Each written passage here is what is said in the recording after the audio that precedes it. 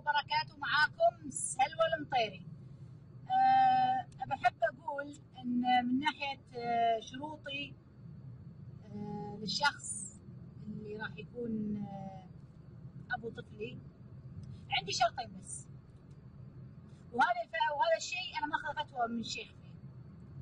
الشرط الأول طبعا عقد رسمي، هذا شيء جارنتي، شيء أكيد. الشرط الثاني جاب الطفل يكون عن طريق تلقيح صناعي، يعني الزوج لا يلمسني ولا ألمسه، جيبي عن طريق التلقيح الصناعي.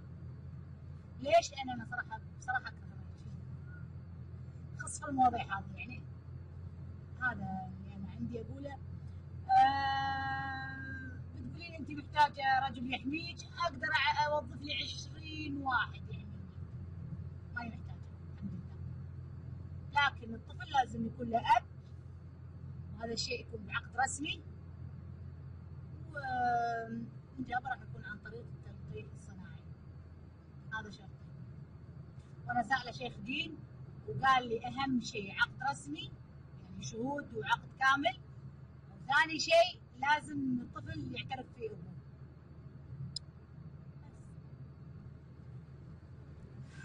بس قال هذا مثل طفل الأنبوب، بس أنا مو طالبة طفل الأنبوب، أنا طالبة التلقيح الصناعي. والسلام عليكم ورحمة الله.